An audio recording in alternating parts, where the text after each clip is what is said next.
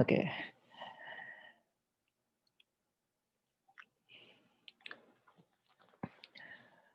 Okay. So good morning, everyone. So I think last class it was a very long session actually. So I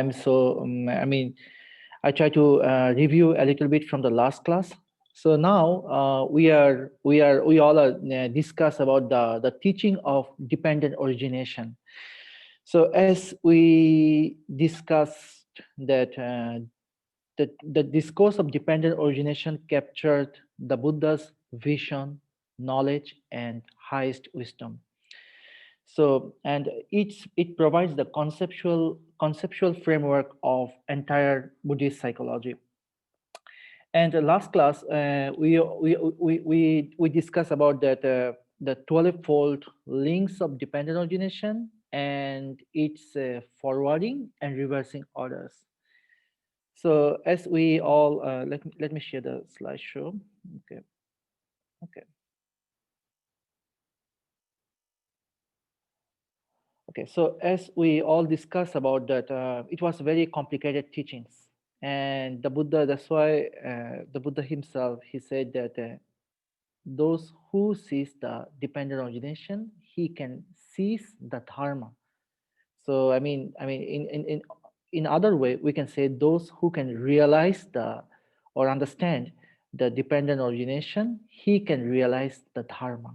And also that Buddha also said those who can seize the dharma, he can seize the dependent origination. So it is a bit complicated teachings and a bit complicated formula too. And yeah, so this is the one of the very important teachings. It was offered by the Buddha himself. And as we know that from the early Buddhist scriptures, it mentioned that the, the, the night when he was enlightenment, it was categorized into three watch of nights. In the first watch of night, he realized that the past life experience. And in the second watch of the night, he understood that he obtained the divine eyes that shows him, to understand the karma and reward, and also karmic resultant. And in the third watch of the night, the Buddha realized the teaching of dependent originations. So whatever we have discussed last class, even today as well, all are based on early Buddhist scriptures from Nikaya and Agama. So maybe some of you have some kind of the inquiries regarding to the last class and so far. So please feel free to ask any questions. So may I know that is there any kind of inquiry at this point?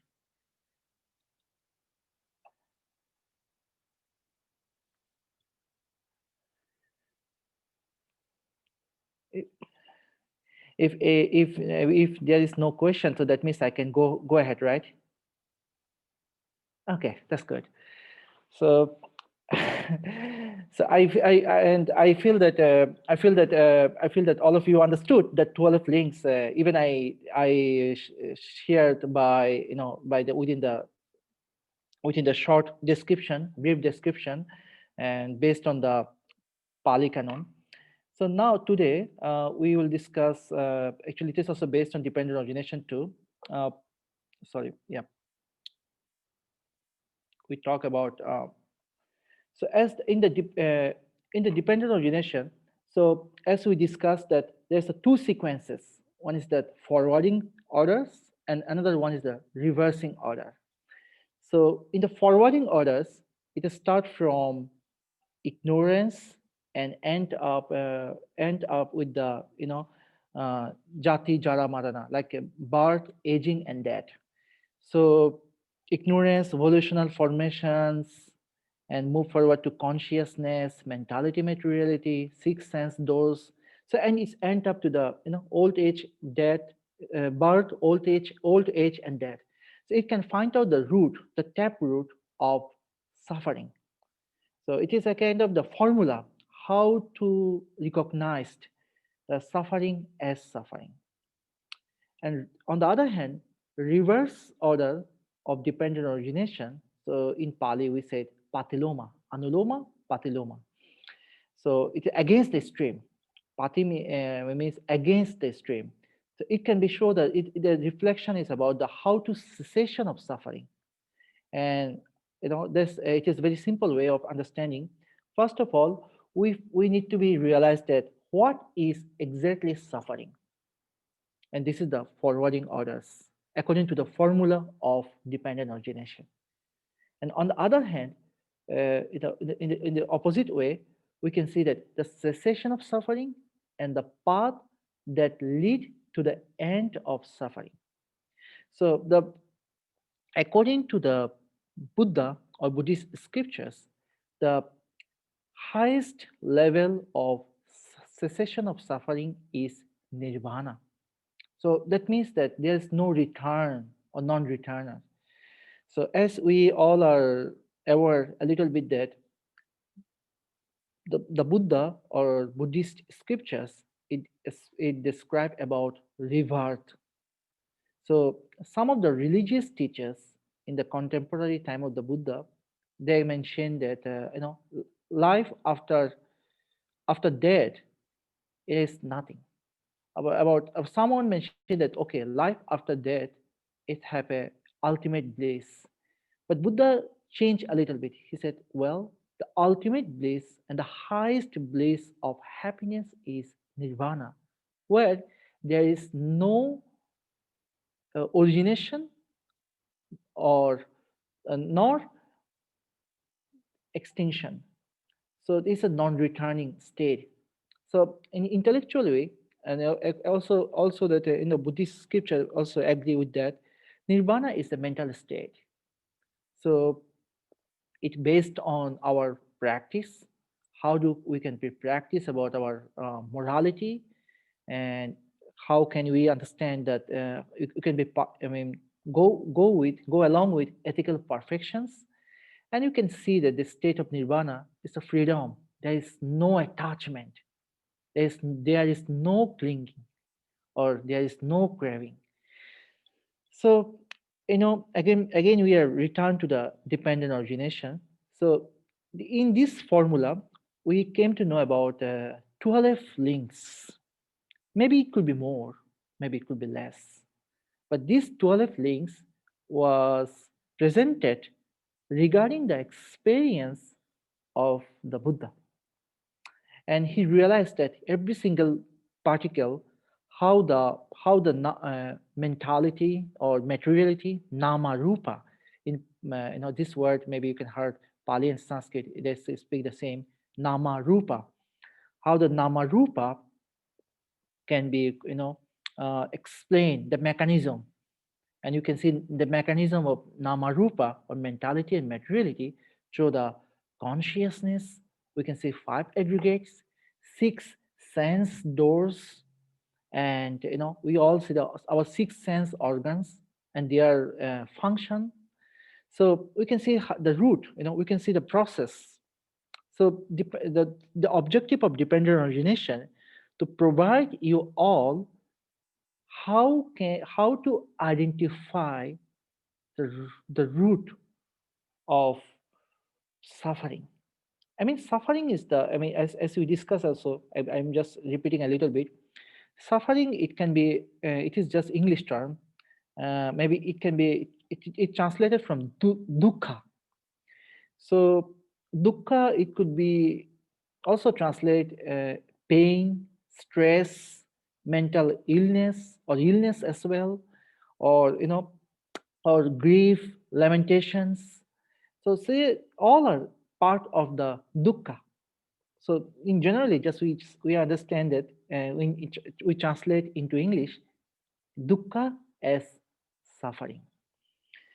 So the whole teachings, of the entire teaching career of the Buddha, he said that I offered only 2 things.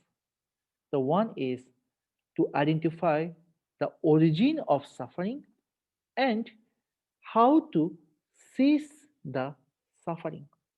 So these 2 things he investigate throughout his teaching careers. So The teaching of dependent origination, actually, it can be described as two things. One is that how to find out the root of suffering, and how to eradicate the pain, you know. So it is and even in the modern terminology, when you do some research, or we are working some project, whatever we do in our daily life. So I mean, we try to find out, we try to figure out what is our problem, and then having understood our problem of what we do need, and we'll go through, what we need, how to figure out, and how to solve this problem. So you can see that, how uh, it's complicated somehow, but it also somehow make us a clear path, clear understanding. So some of you asked me the question about the nama-rupa, and to go a little bit more about the consciousness. So according to the as we remember the formula of dependent origination, we know that with the origination of ignorance, mental formation arises, and with the origination of mental formation, consciousness arises, and with the origination, with the condition of consciousness, mentality and materiality arises. So we stop here. With the condition of consciousness, mentality and materiality arises. So the term consciousness, or the term mentality and materiality, it described in many different ways in the Pali scriptures or Sanskrit scriptures too. But in the canonical text, we can see the particular way the term consciousness, and it explained like vijnana or vijnana. Vijnana is Sanskrit, vijnana is Pali. And let me talk a little bit about what is the canonical, commentarial, and abhidharma. So canonical text, we consider the early teachings of the Buddha. That means from the time of the Buddha to until the second Buddhist council, that means 100 years. For the first 100 years of the Buddha's teaching are, accurately, I mean, we don't know, I mean, it was recorded in the canonical scriptures. And commentarial literatures, it emerged later on. There are so many explanations involved with that. And subsequently, Abhidharmika traditions, or the teaching of analysis, is evolved in India. So it came later. But in our class, in my course, the evolution of early Buddhist thought. So I just stay with the canonical explanation, the early Buddhist explanation within that. So, however, we back to our point. It is a little bit psychological issue too, but how can we see that the mechanism between the consciousness and materiality, and mentality and materiality. So mentality and materiality is, as we said, nama-rupa, and consciousness have a mutual dependency on each other. So according to the formula, we also see that with the condition of consciousness, mentality and materiality arises. So, and another thing, like um, I just read from my slide. The reciprocal dependence of consciousness and nama-rupa, or mentality and materiality, means that just as much as consciousness can't exist without nama-rupa, even so, nama-rupa can't exist without consciousness. And here is some interesting part too. Like the interesting part also that nama rupa also can't be isolated. It always together. So mind and rupa is a form. It's based on the form based on the four elements: earth, fire, wind, and um, earth, fire, wind. I forget. Maybe it's the four elements. Water. Yeah, water. So this is rupa. This is the form. But that parts we are coming later. But I just try to give the idea from the what the scripture it explain. And there's a two terms, nama and rupa. So now we are talking about mentality.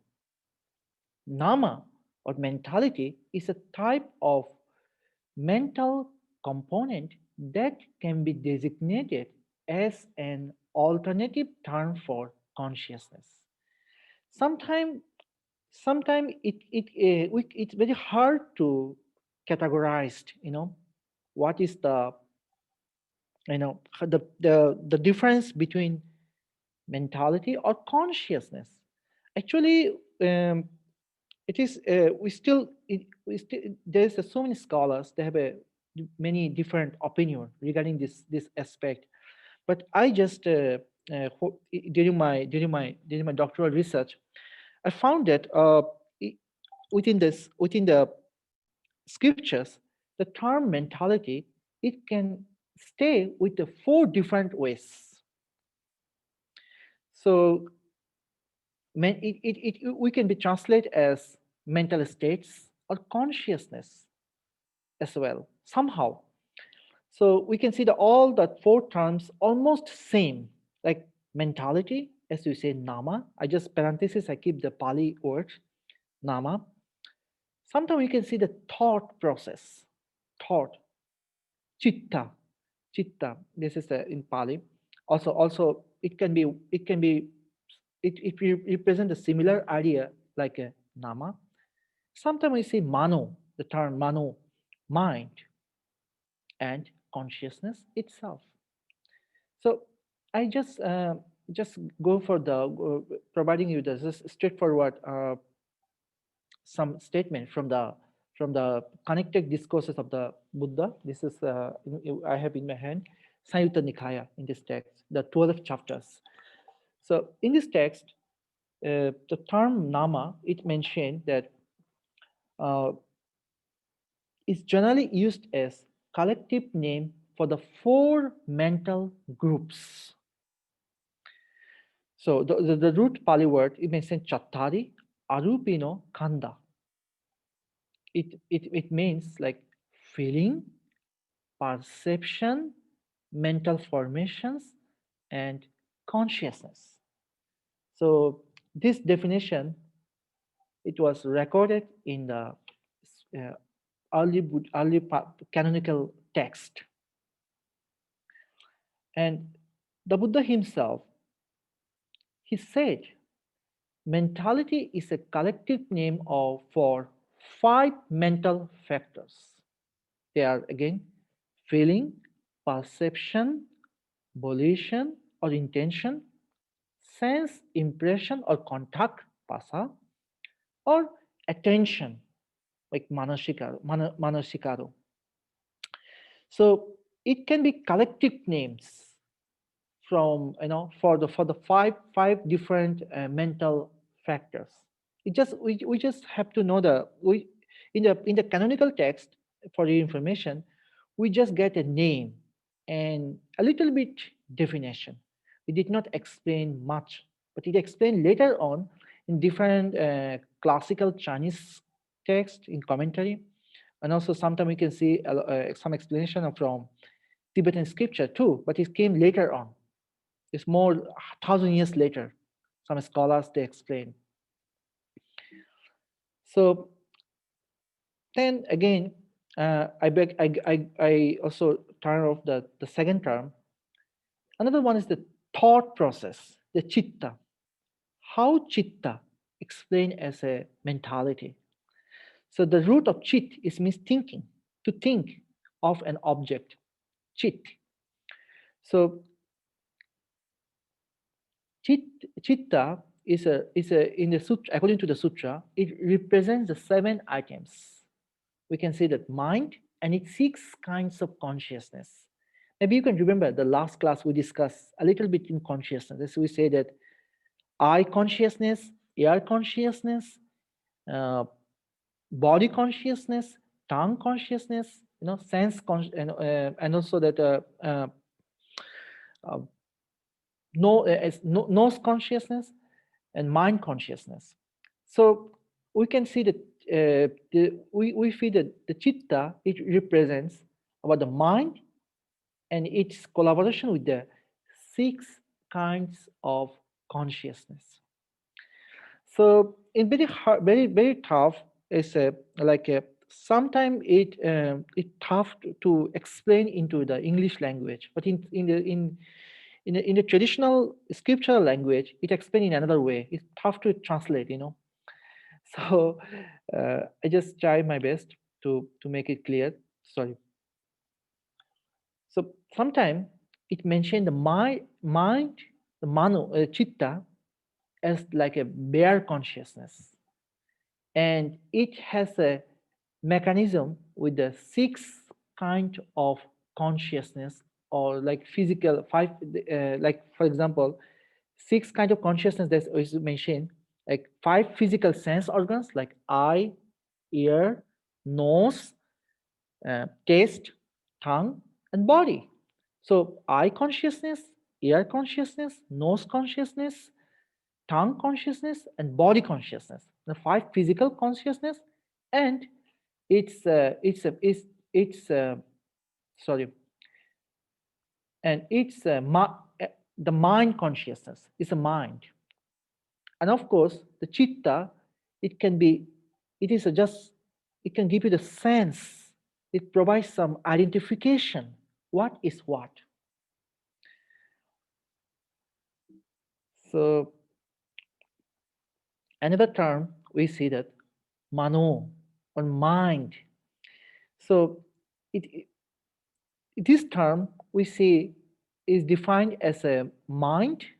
Is defined as the mind, and maybe it is very popular term in Dharmapada, very first discourse of the Dharmapada. It mentioned Mano Pubba Gamo Dharma Mano Setta Manomaya. That means mind is the forerunner for every single actions, whether wholesome or unwholesome.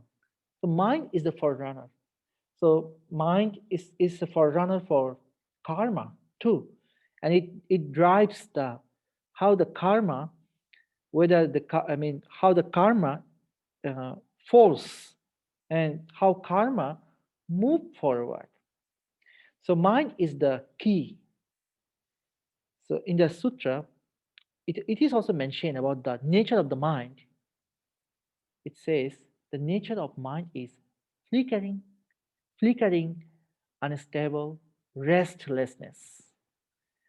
So this term actually, in this term, the same term, we can see that from very popular sutra in the Mahayana traditions and Tibetan tradition too, Lankavada Sutra. In this sutra, it mentioned that mind, like the mind of the nature of the mind is tranquil, and our thought process is like the wind. So in the deep, in the midst of the ocean is the very quiet, calm and quiet. It's tranquil. So when wind blow, it makes the waves. So the mind is the primordial nature of the mind is like a like a in the middle of the ocean, this tranquil, and the wind, our thought process, our defilements. So when it start, so it creates the waves. By waves, it can be it makes some kind of the storm, disaster, whatever. So this formula, it mentioned in the very 1,000 years later, one of the sutra, Mahayana Sutra, Lankavadara Sutra. But anyway, we back to the early Buddhist thought and early Buddhist scriptures. It mentioned mind, and the nature of mind is as flickering, unstable, and restlessness. And mind, under the category of faculties of sensory perceptions. And also, the mind as the intellectual functioning of consciousness. So, as we said, that it's a mind can be, somehow the mind is identify like eye consciousness. What do I see? I see my pen. I hold my pen, and after I touch my pen, my mind notice, oh, it is my pen. It is not a glass.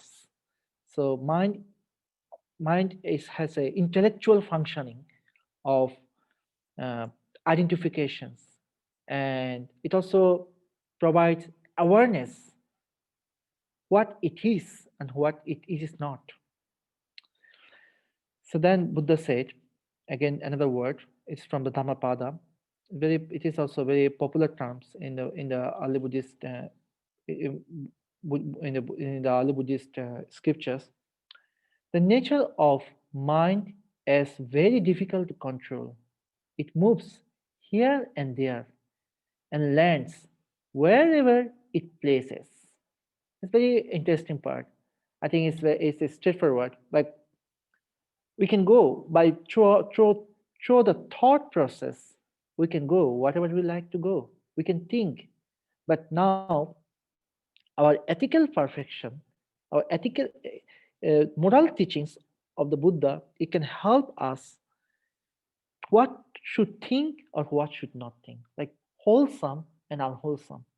Maybe you can remember that in the Eightfold Noble Path, it also mentioned right thought, right thought, or right thinking. So it's a mind. How can we tame our mind and keep the mind in wholesome way.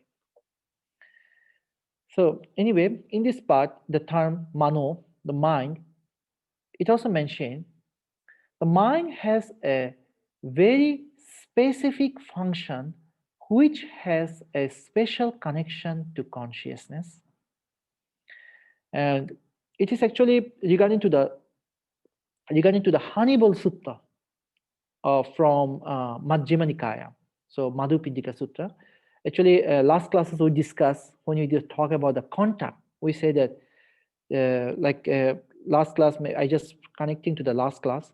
I provide the definition of the contact or pasa. We say that I, I consciousness, I and seeing and eye consciousness. These three creates a contact, the mind contact, the eye consciousness, this contact. So in the same sutra, in similar way, it says mind, mind object, and mind consciousness. These three things create the contact, the eye contact, so the mind contact. So we can see like another. I just resharing this example. Like I hold my pen. So after I hold my pen, even my eyes are closed, I can understand that this is my pen. This is the pen, because my intellectual part of my sense is notice that yes, it is the pen. But if I hold the pen without having a mind connection, I can't be say that maybe what is it or what is that. But the mind, the consciousness, this part, the intellectual part of the mind, it can be, it's offer the sense that yes, this is my pen, this is the pen, or this is the cell phone, or this is the you know device, computer device. So all the things like it was we can identify the the rupa, the material, through our mind consciousness. So then the number four part is a consciousness. So as we discuss the four terms of the nama or consciousness, nama, chitta, mano, vijnana. Nama we translate as mentality, chitta we translate as thought, mano, the mind, and consciousness or vijnana, the last. So these four are almost same, all are same actually, so all the same way but different terms we can find in the sutra, in the early Buddhist canonical text. So anyway, we move to the now now we can see that the how consciousness defined in the early Buddhist canon. Consciousness is defined as awareness and also implies awareness of awareness. It's very intellectual way. Awareness of awareness. It based on our wisdom as well. Again, I back to example. I hold my pen. So my consciousness aware after I hold this pen. And awareness of awareness is not only aware, it can be told that exactly that the what is the top part of my pen, what is the bottom part of my pen. So it's have a it provides the, it based on our intellectual ability, and of course it based on our moral teachings, moral aspect. So we can again, I back to the when you say morality, we back to the eightfold noble path. So this path, it provides the clear sense and clear aspect how to lead the life with in ethical or moral way. So in the Eightfold Noble Path, we can see right view, right thought, right action, right effort, or right, like right concentration, right mindfulness. Or you can also see that right, right speech or right behavior. So all the things we can see, all the based on the moral aspect. So only here practicing by practicing the morality, we can be understand, we can see that deeply. Our wisdom automatically, helping us is it's generates. So it provides us enough awareness. So now we can see the consciousness implies as the awareness of awareness. And consciousness, sorry, I read from my slide. Consciousness is conditioned through mentality and materiality is the same way in the in the earlier we said nama-rupa and vijnana, and manifest in the origin of suffering, birth, growth, decay, death, and rebirth. Well, so it is from the Dirgha Nikaya, the longer discourses of the Buddha, Mahanidana Sutra. Actually, in this sutra, it is very long discourse in this in this discourse, and commentary is a very longer version too.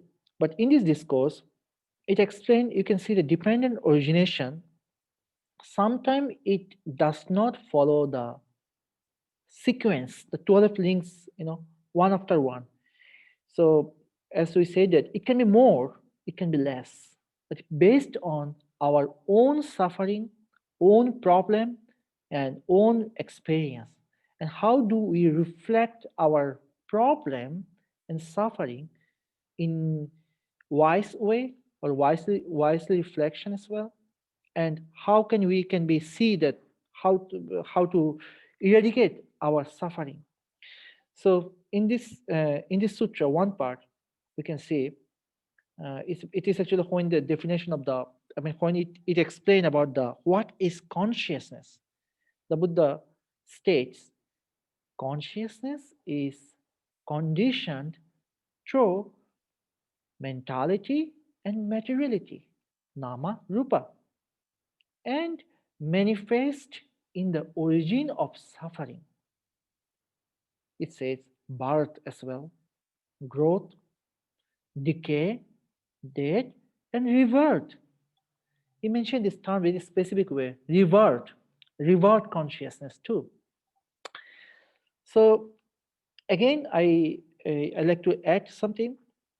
All the mechanism, all the process are based on karma and its resultant factors.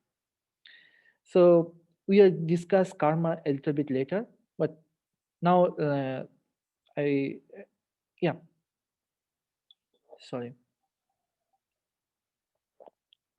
So in another sutra also mentioned about consciousness, he said consciousness is always conjoined with perception and feeling.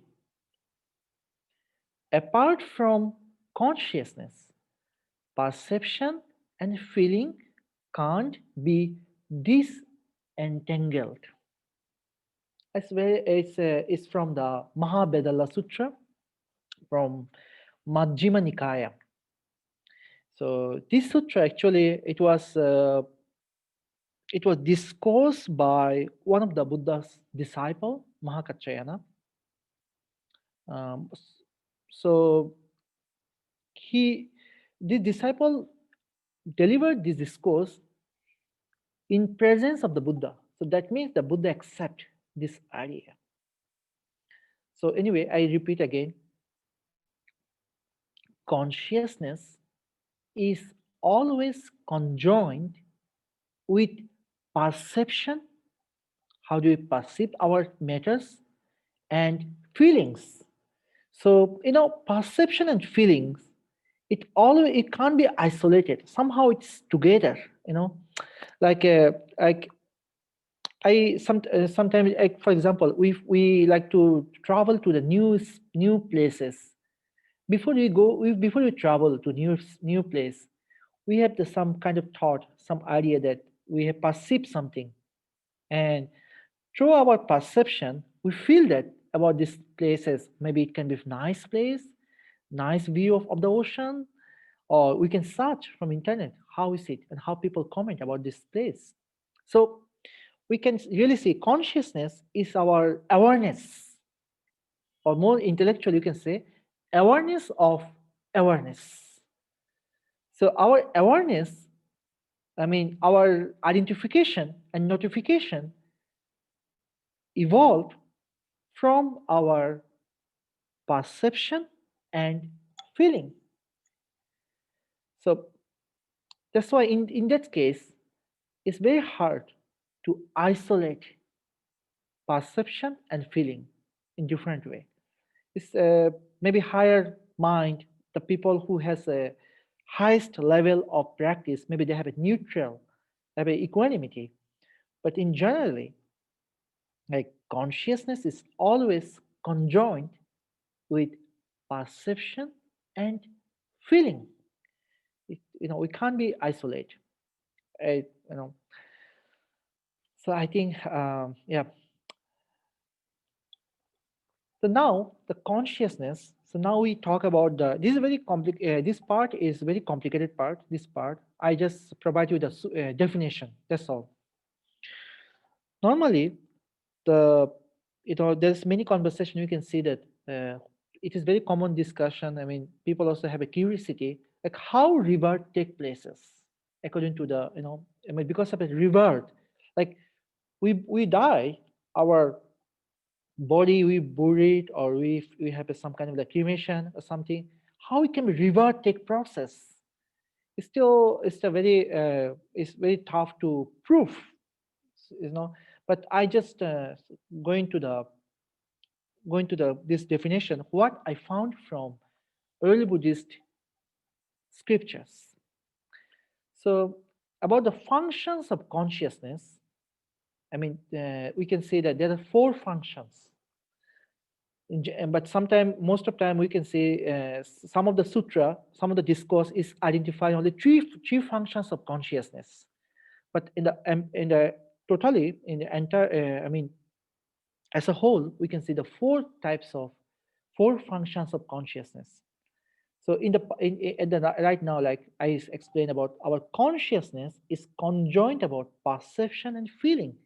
This is our present consciousness or prabuddhi, we say. This term is categorized under empirical or present consciousness. And then we can say another term we learn from the scriptures: revert consciousness, dead consciousness, and life continuum consciousness. So, um, revert consciousness, I just give you a little idea. It, it is the Buddhist belief and based on karmi, karma, and karmic resultant.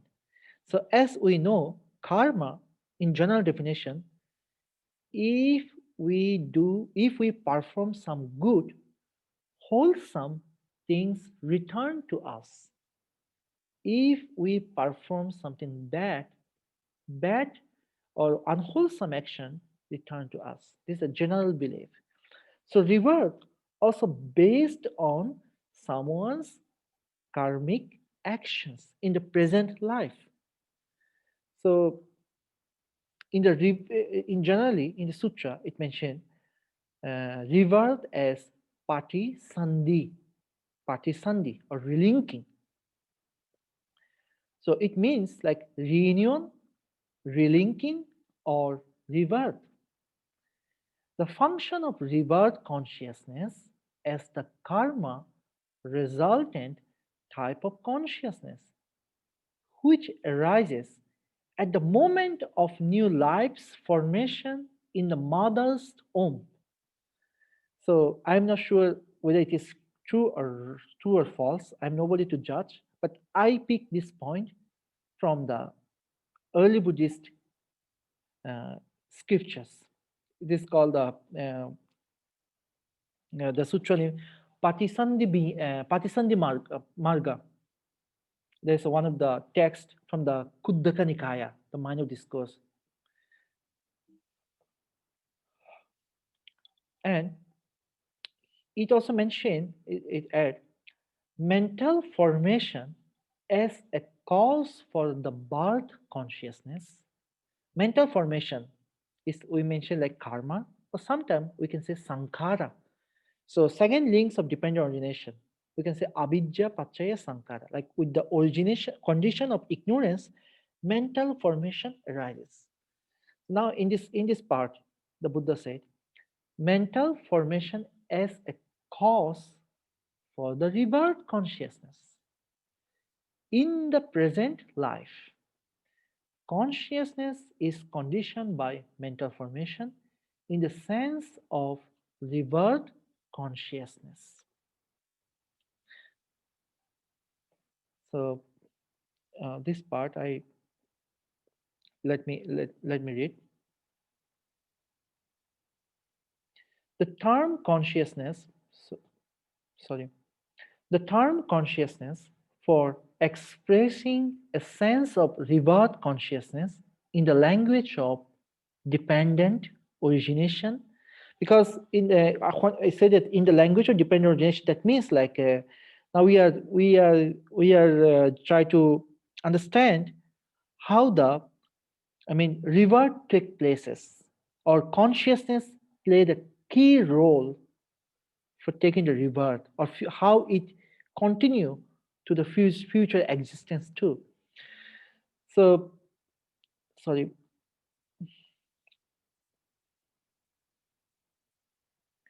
In the sutra, it says the consciousness nourishment as the condition for future existence. So that means based on our present consciousness, present thinking, that it can be relinked to our future existence. That means punabhava or rebirth. So the term that rebirth we see in the Pali scripture like punabhava or bhava. Bhava in depending on relation you can say bhava like becoming, punabhava. So like future becoming. So that we can be in generally now we can bring it this becoming as a rebirth. And it moved forward in another discourse about based on the rebirth. It says, the body is not yours, nor thus. It belongs to others. It is all karma, to be seen as generated and fashioned by evolution as something to be felt. So maybe some of the point, maybe it make it confusing, but the I mean the scripture, it has a reason why it mentioned, different times. A lot of discussions, a lot of conversation arises based on rebirth. So in the different occasion, it mentioned, the Buddha explained in this way. I just pick up those point what he said in the sense of the rebirth or rebirth consciousness. So, and another one, like this is another important part, but in the canonical text, we can just know this definition. We don't know the extensive explanation what we can found in the Abhidharmika literatures and Visuddhi Marga, or the path of purification, which is the text written in the 5th century. So in the life continuum consciousness, as we say, the bhavanga in Pali. So bhavanga, the word is conjoined in the two different words, bhava and anga. So bhava refers to becoming, and anga is like a limbs or constituent part. So in generally, like it is this translation from Bhikkhu Yanamoli and Bhikkhu Bodhi too. Both of them also agree with this translation. They say bhavanga, they translate as life continuum consciousness. So it defines as the process from death to rebirth, death to rebirth. So according to the Buddhist discourse, say that some Buddhists believe that after someone's death, it immediately took a rebirth. So therefore, it encourages people always keep the mind in wholesome way. So positive thoughts, good thoughts, so and also that moral aspect, and always do the moral behavior too. So no, don't keep the mind, don't stay the mind with the anger, hatred, delusion, jealousy, desire. So keep the mind, it's out of the attachment or out of desire, clingings. So this, in this context, always the Buddhist scripture always encourage to the practitioner, please keep your mind in positive way, in positive manner. Because if I die right now with the negative mind, negative thought, so maybe I have a maybe wrong revert. Maybe I can reborn in the lower realm. I don't know where is it, but or higher realm. So we don't know the exact explanation. I mean, for what karma brings to the you know consequence. Exactly, actually, the process of karma sometimes is unthinkable. But I just try to explain this part, what I found in the canonical scriptures. So anyway, another term like bhavanga, it is also very popular terms. It mentioned in the later on scriptures, one of the uh, very famous debate between the Nagasena Thera and King Milinder. So this debate was held in, according to the archaeological evidence, in somewhere in the Greek. So maybe during the time of Emperor Kanishka, maybe 2nd century to the 4th century, maybe sometime between the 1st century to the 3rd century. This did sometime this conversation happened. But there's a very famous text. Is called the debate of King Milinda, or Milinda Panha or Prasna. So in this text, it mentioned the Bhavanga. He said the concept of life continuum appears as the condition of sleeping When a man is in deep sleep and his mind has ceased but to function, despite that his body remains alive. It's something interesting actually, like sometimes we have a good sleep, deep sleep, so we don't have a dream. That means we have a good sleep. Dream is sometimes mentioned as a it's a reflection of the what you think during the day. But however, sometimes in the deep sleep, it's like we don't have any thinking, any thought process, just rupa, just form, our body. We just sleep. And, like maybe few hours, maybe 3 hours or 4 hours deep sleep. After this, we can see that our body remains alive, but we don't know what happened last 4 hours when I have a deep sleep. So, in the same way, the concept of life continuum, like that which take place from this birth to the next birth, or death to the rebirth, is like the consciousness is still there, but they just change the body. I mean, I should say they change the form. So it is the one of the explanation that it's by Venerable Nagasena, when the King Milinder from Greek kingdom, he asked, about what is the Bhavanga. So then now we are talking about because all the things are, all the concepts are based on karma or karmic resultant. So now I like to give a little definition about what is karma regarding to the Pali canonical and early Buddhist scriptures. So karma, it mentioned about Chetanahe bhikkhave karmang badhami. Chetana. Chetana is a Pali. It means like intention. It is intention that I call karma. It was mentioned by the Buddha. So our intention is the intention, whatever it is. It can be good intention, a bad intention, positive or negative, wholesome or unwholesome. So these all are karma. Karma is like a, intention, like a driving the car. So karma is a, is a continue. I mean, it can be it based on the what the intention behind it. So in scripture mentioned, the intensity of the act depends on the extent to which it is performed deliberately.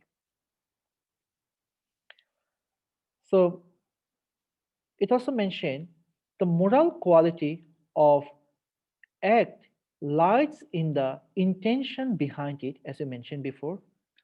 Only volitional acts are ethically significant. It's like what is wholesome and what is unwholesome.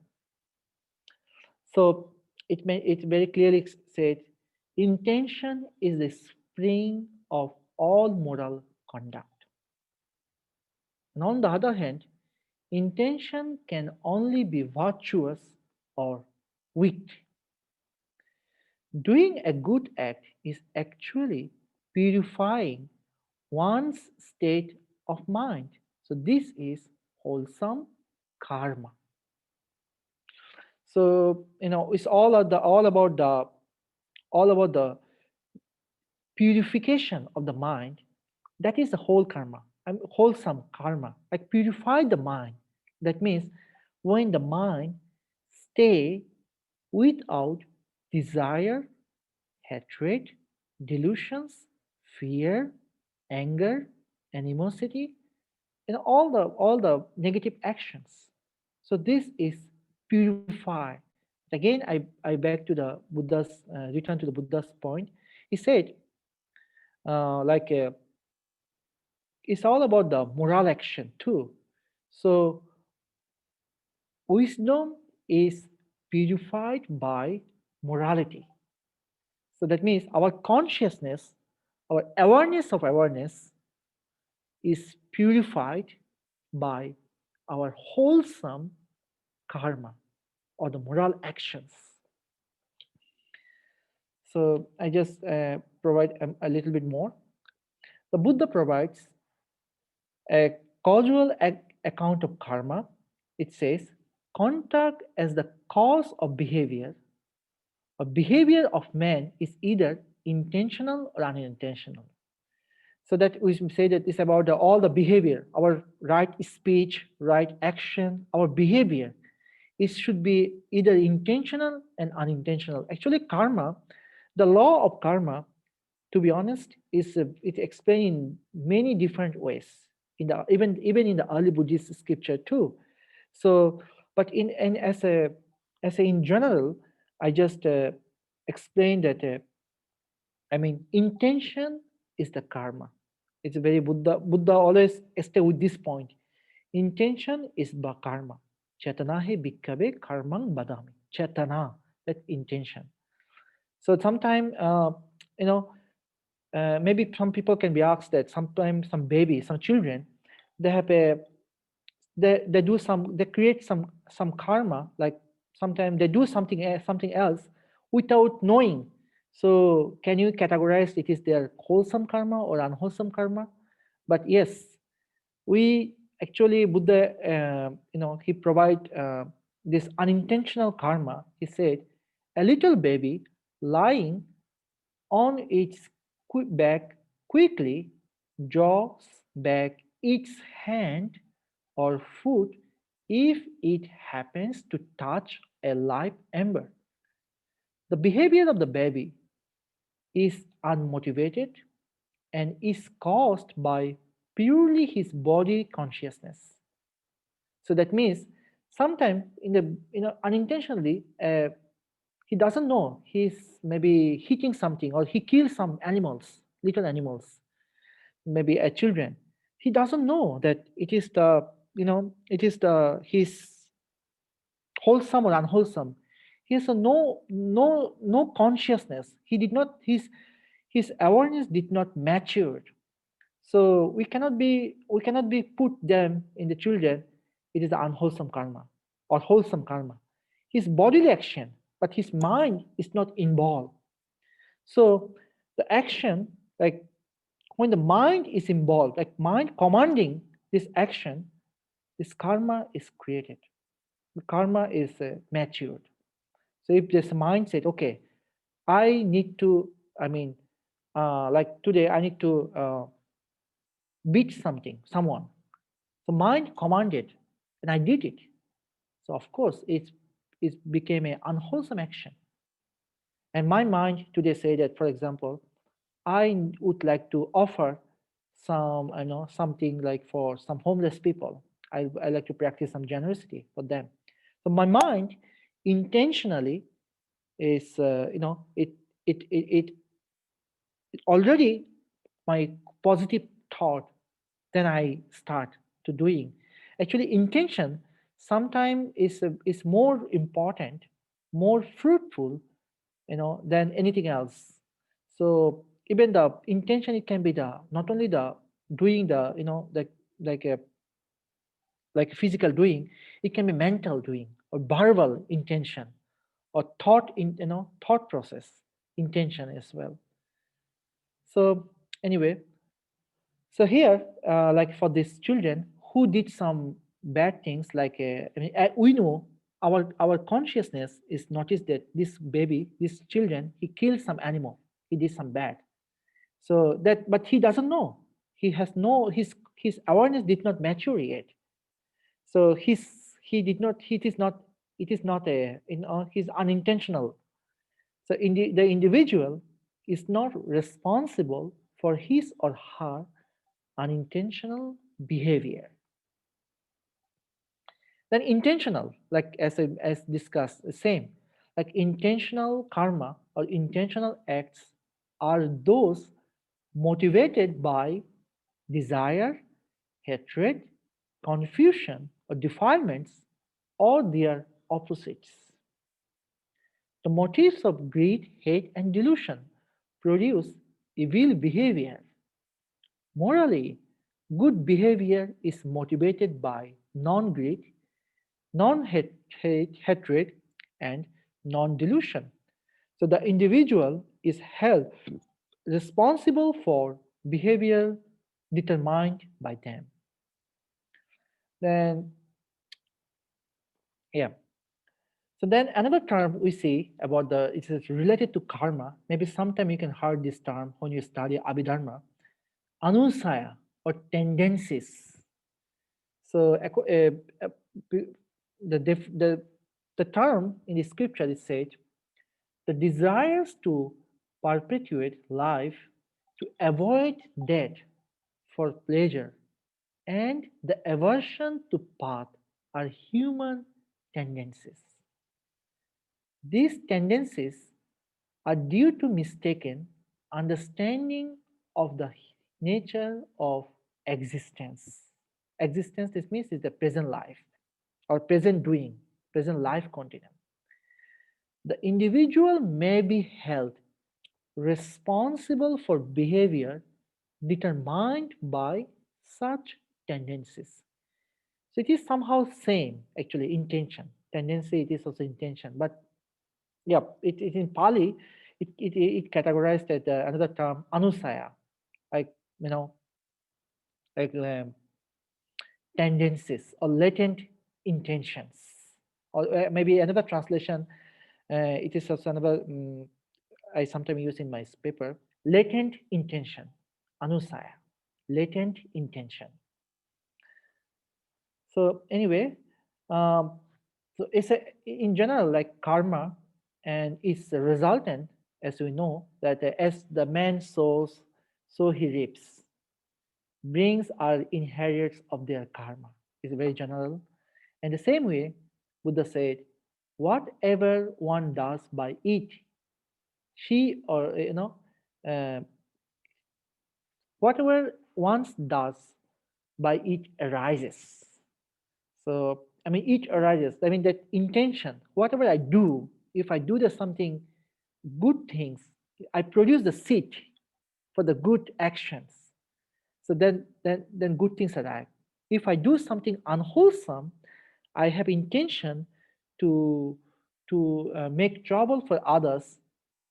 It will it will come. Unwholesome things will become. So the Buddha conclude this part like sorry, uh, yeah, karma is one of the I mean action is the field, consciousness the seed, craving the moisture which lead to the reward of a being. So like karma is like a field, consciousness, our intention like a seed. What do you do, whether wholesome or unwholesome? And craving is like a monster which lead to the reward of a being.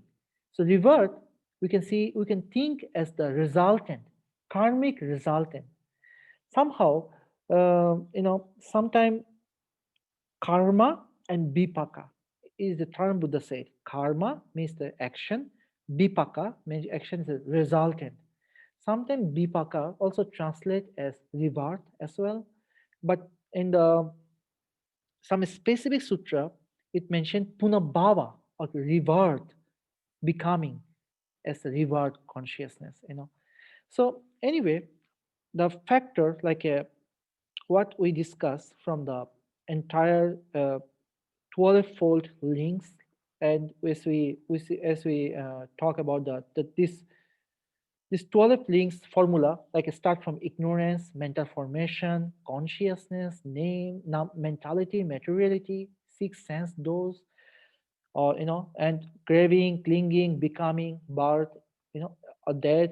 So all the things, all the factors are related to karma and karmic resultant, and each of the links are related to conjoined to each other. It's not isolated. So maybe we see the 12 links dependent origination, it somehow it can be it demonstrate like a lot of things involved, but it based on what do we thinking about that, what do we looking for, and what is intention behind it. So I mean, our karma is the main factor. So the his Buddha's experience, like, as again I repeat this Buddha's term, his intention, because to preach his teachings, to identify, to demonstrate two things.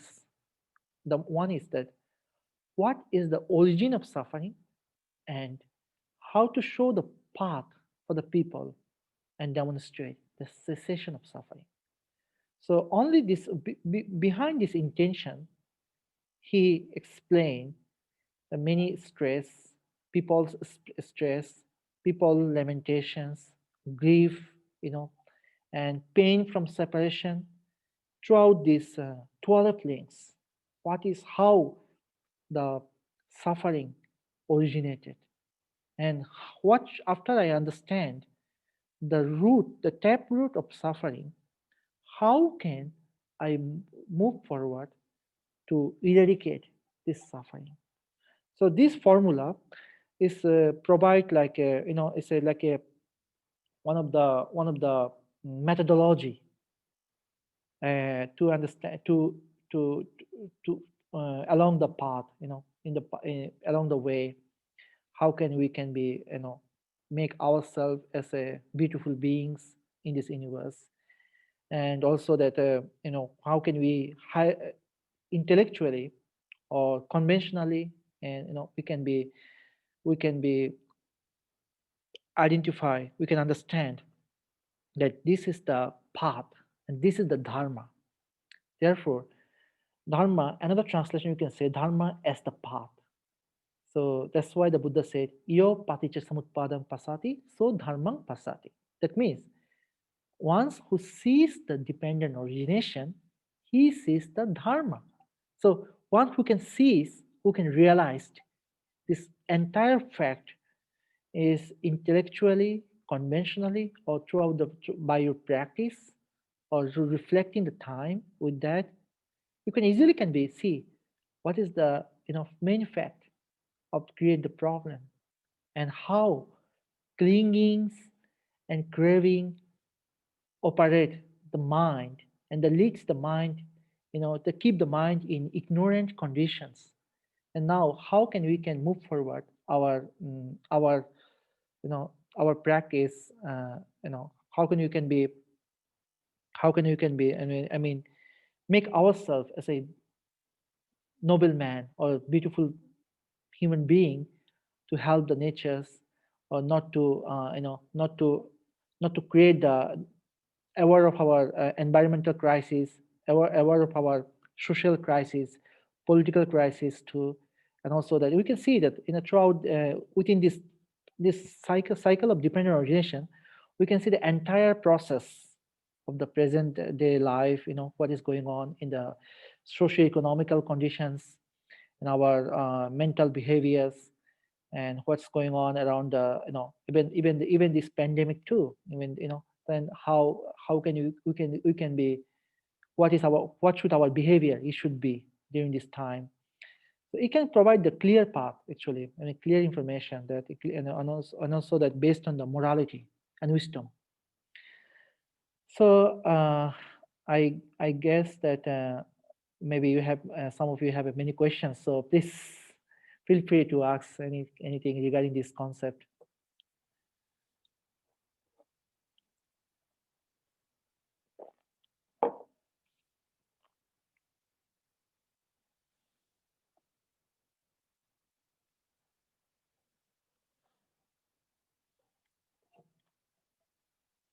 Yes. Hi, Alex. Hi, Sanjoy. Nice to see you. Um, you mentioned in your talk that feeling and perception cannot be disentangled from consciousness, and you also um, talked about awareness of awareness. And I'm wondering if, is that also true in a kind of a reverse point of view, or is it possible for consciousness to be disentangled from feeling and perception, and for the uh, mind consciousness to meditate on awareness or consciousness itself? Yeah, thanks you, Alex. Actually, it is a very, very hard question for me. Um, we find another term in the practice say that dana upekha. This is another term like equanimity. This term. So I mean, the Buddha mind or the enlightened mind, maybe it is without any kind of, it is a beyond the attachment, clinging, and craving. So I mean, our perception and feeling most of time conventionally based on our our desire. So if maybe if it is so, it can be possible. It can be possible. So therefore, that there is when there is no origination, there should be no cessation. So like this process, this time, like for example, I like to go. Okay, I'm living in the Bay Area. Next weekend, I like to go uh, Golden Gate. It's my thinking process, the Golden Gate. So feeling, I feel positive. So my perception about the Golden Gate, I just know the word, just to know the term. So and I search on internet, still perceptions. Then I start my feeling, and I have a craving too. Like, oh, I like to see this beautiful view. I like to walk there, and I like to make some photography or some video, something I can make it. So these all are, all are conscious. I mean, all are our feelings, whether it is the positive or negative, on our, based on our perception, feelings became mature, and this all create our consciousness in the resultant as a part. When you see the things, the fact, very we divided the fact, each of the fact. But I believe that it is possible when there is no perception, there will be no feelings. I mean, no, it's a bit it's like a no feeling is impossible somehow. But in this Buddhist way, maybe the feeling, the mental state without any out of the attachment, out of desire, out of the some greed, out of judgment. This is another term, out of judgment. But of course, from the, it's not without judgment. It doesn't mean like a, you have to have a debt or unconscious. Without judgment is without, I mean, no reaction. We can maybe another say no reaction too. So maybe it's possible for the deep practitioners, or maybe some part of the meditation. They also talk about the jhanic factor or jhana factors too. So in the jhana, it mentioned about that when the mind stay without any kind of the any feelings, the formless feeling, or some no feelings sometime. Yeah. Could you? So it seems like uh, one could say that a moment of consciousness would not arise without some sort of perception or sense. Right. According to the according to the early Buddhist scriptures. Could you also say could you say that a moment of consciousness depends upon a previous moment of consciousness? Yes. Yes, it is the continual. Actually, every moment is a moment to moment, moment to moment, moment to moment. Each of the moment, we are creating some kind of the karma, some kind of action, something intention behind it. Each of the moment, we create some feelings too. Each of the moment. So There is one very popular school in India. In the past, it was now completely disappeared. It's called the Shannikavada school. It's a theory of the momentariness. So this school, they explain exactly what you said, this part in this text. They said it comes to the moment to moment, how the chitta, how the thought process arise from this moment to that moment. From the, like make a dot, A, B, C, D, E, like a dot. From the A dot to the B dot, B to C, C to D. So it's a continual process. It is very hard to, hard to keep the mind without any process, any kind of thinking or feeling. Sometimes some meditation teachers, if you go to the some Theravada retreat center in Thailand, it's very common. They say that, okay, where is your mind? Please calm down. Sometimes some teachers say, stop still, stop still. And it's very, maybe you can heard this term Ajahn Chah. He's very popular Theravada teacher in Thailand. He said, where is your mind? Where is the mind?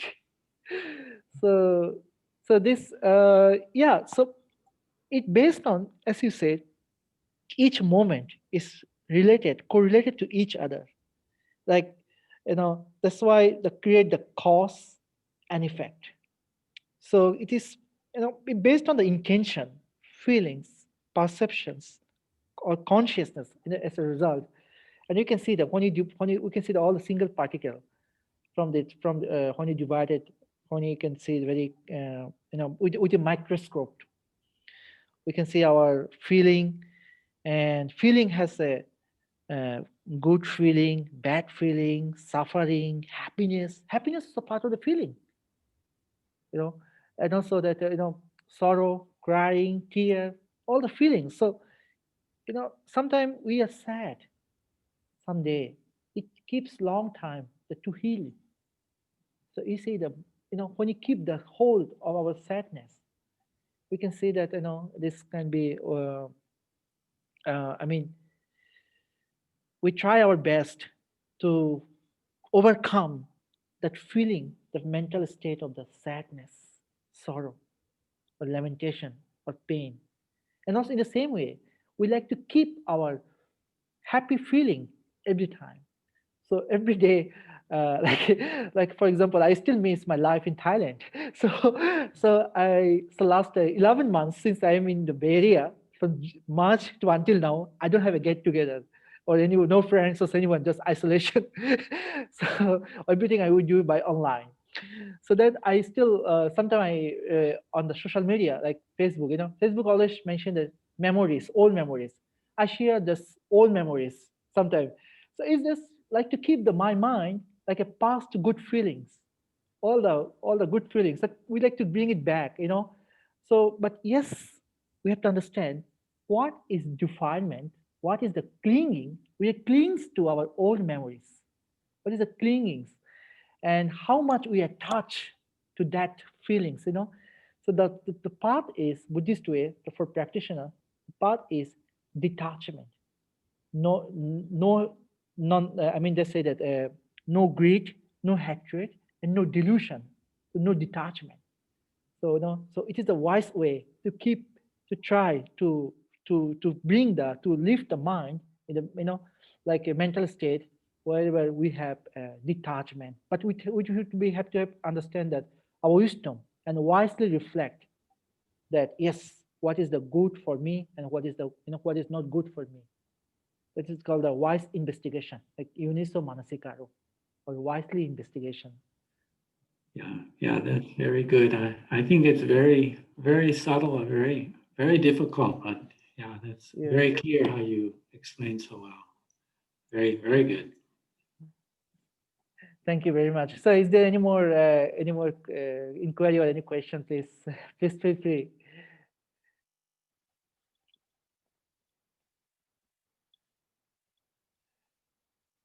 So that means I understand that all of you understand dependent origination. So all of you can see the dharma. So actually, yeah. So again, I recall to the Buddha's part that Once the Ananda, his Buddha's attendant, he said to the Buddha, Buddha, it is very easy to understand, so I can understand dependent origination. And Buddha said, replied to him that, yeah, well, that Mahivachananda, don't speak so, don't say so. So don't say in that way. So actually, Ananda, he understood just superficially, just he just know the concept. Actually, he could not get time to practice because he was so busy to take care of the Buddha, and for many years, many decades. So, but he became, according to the scriptures, he became enlightenment after pass away 3 months later after the Buddha's passing away. But anyway, so I hope that we all are enlightened somehow. So please still have a time actually. If you have any kind of any questions, please feel free to ask or to write me. I'll try my best to answer.